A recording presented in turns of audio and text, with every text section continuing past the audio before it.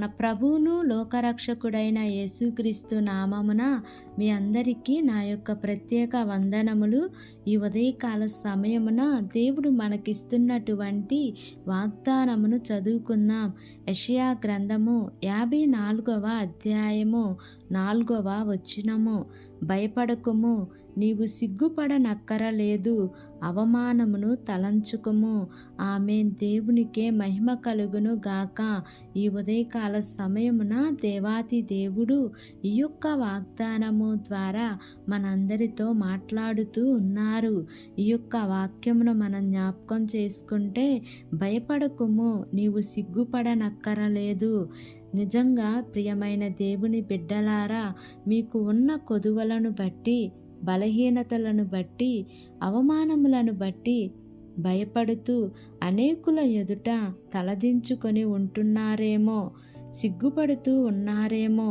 అయ్యో, నాకు ఉద్యోగం లేదు, అయ్యో నాకు గర్భఫలం లేదు, అనేకులు నన్ను హేళనగా చూస్తారు అని, అనేకులు నన్ను చులకనగా చూస్తారు అని అనేకుల ఎదుట సిగ్గుపడుతున్నారేమో. కానీ మీకు ఉన్న శారీరక బలహీనతలను బట్టి కానీ, మీ శరీరంలో ఉన్న ఏదో ఒక లోపాన్ని బట్టి భయపడుతూ ఉన్నారేమో. మీకు ఉన్న అనారోగ్యమును బట్టి కానీ నీవు భయపడుతూ ఉన్నావేమో. అయితే ఈరోజు ప్రభు మీ అందరితో మాట్లాడుతూ ఉన్నాడు. మన దేవుడు ఉన్నది లేనట్లుగా చేయగలడు, మృతులను సజీవులుగా చేయగలిగిన దేవుడు ఆయన. ఈ ఉదయకాల సమయంలో ఈ యొక్క వాక్యము వింటున్న ప్రియా సహోదరి సహోదరుడా, ఈరోజు మీరు ఏదో ఒక బలహీనతతో బాధపడుతూ ఉన్నారేమో. మోషే కూడా ప్రభుతో చెప్తాడు, నేను మాట్లాడలేనయ్యా. అలాగే ఇర్మియా కూడా అంటాడు, అయ్యా నేను బలహీనుడనయ్యా అని అంటాడు. ఈ వాక్యము వింటున్న ప్రియ సహోదరి సహోదరుడా, నీకు కూడా ఏదైనా బలహీనత ఉందేమో. ఆ బలహీనతను బట్టి జనుల ఎదుట నీవు సిగ్గుపడుతూ ఉన్నావేమో. ప్రభు నన్ను ఎందుకు ఇలా చేశాడు, నేను ఎందుకు ఉన్నాను అని నిన్ను బట్టి నీవు సిగ్గుపడుతూ ఉన్నావేమో, కృంగిపోతూ ఉన్నావేమో, బాధపడుతూ ఉన్నావేమో. అయితే దేవుడు ఈరోజు నీతోనే వాగ్దానం చేస్తూ ఉన్నాడు. నీవు భయపడకు, ధైర్యం తెచ్చుకొని నిలబడు.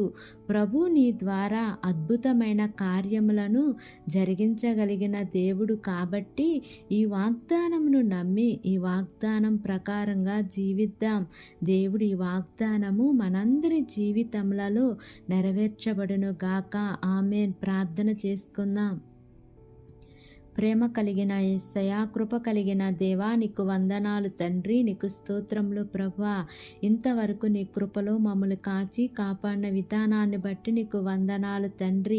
ఈ ఉదయకాల సమయమున మీరు మాకు ఇచ్చినటువంటి ఇట్టి వాగ్దానాన్ని బట్టి నీకు వందనాలు ప్రభువా.